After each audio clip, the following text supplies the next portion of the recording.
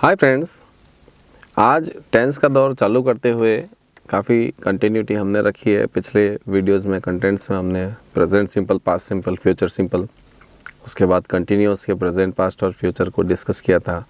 Then after it's the turn of present perfect tense. आज present perfect tense के बारे में डिस्कस करते हैं, किस तरह से इसको पहचाना जाए, किस तरह से इनकी बारीकियाँ हैं, यूज़ किया जाए, ट्रांसलेशन में यूज़ किया जाए, किस तरह से इंग्लिश में पहचाना जाए, कौन सा टेंस किस तरह से बनेगा या क्या आइडेंटिफिकेशन है।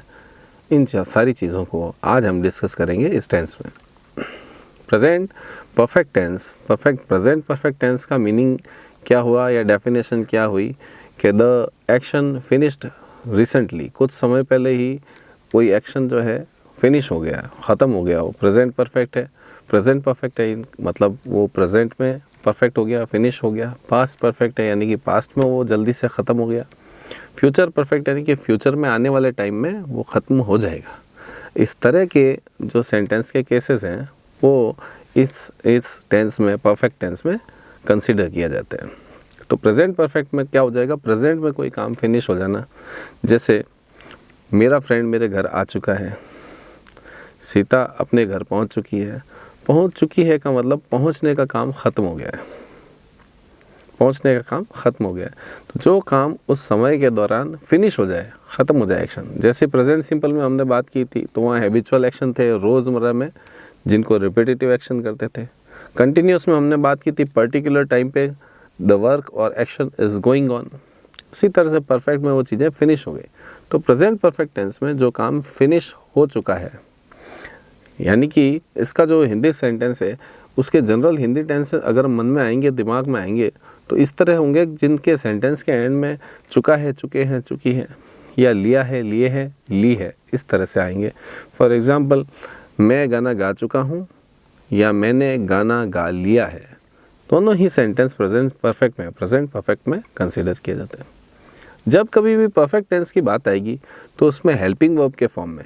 अब जब ट्रांसलेशन आता है तो उसमें वही इंपॉर्टेंट थिंग्स, दो चीज़ें, एक main verb and helping verb. तो मेन वर्ब जो है वो third form of the verb use होता है और हेल्पिंग वर्ब जो है वो हैव फैमिली आएगी, हैव या हैज़।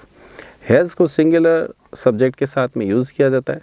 ये दिमाग में रखना है कि सिंगुलर सब्जेक्ट कौन है, ही, शी, इट या any singular name, Ram, Shyam, Mohan, इस तरह से इनके साथ में हैज़ का यूज़ होता है।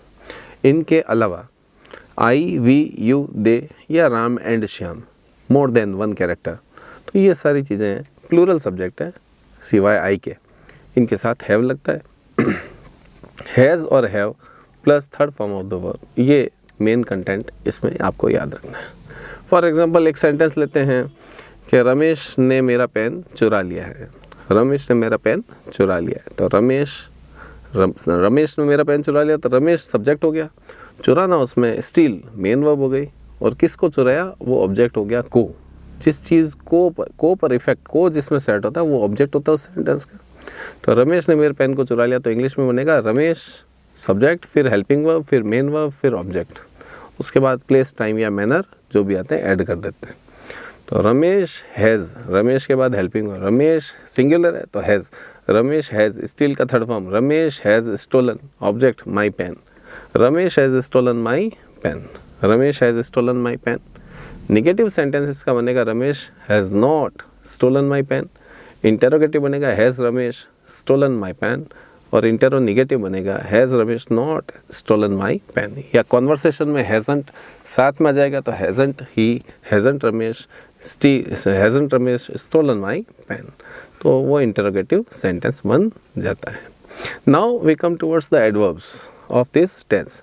एडवर्ब्स ऑफ द टेंस मतलब इस टेंस को इंग्लिश में कैसे वेरीफाई करेंगे, पहचानेंगे। इंग्लिश का सेंटेंस गिवन है और correct form of the verb भरना है। तो किसी न किसी तरह के एडवर्ब को हमने पहचानना है। तो एडवर्ब्स इसमें होता है जैसे ऑलरेडी यानी कि पहले से ही, रिसेंटली कुछ समय पहले ही, ऑलरेडी, रिसेंटली, जस्ट नाउ ठीक अभी, जस्ट नाउ मीन्स कुछ समय पहले ही, ठीक अभी, जस्ट नाउ, रिसेंटली, ये सारे एडवर्ब्स जो है प्रेजेंट परफेक्ट टेंस में यूज़ किए जाते हैं।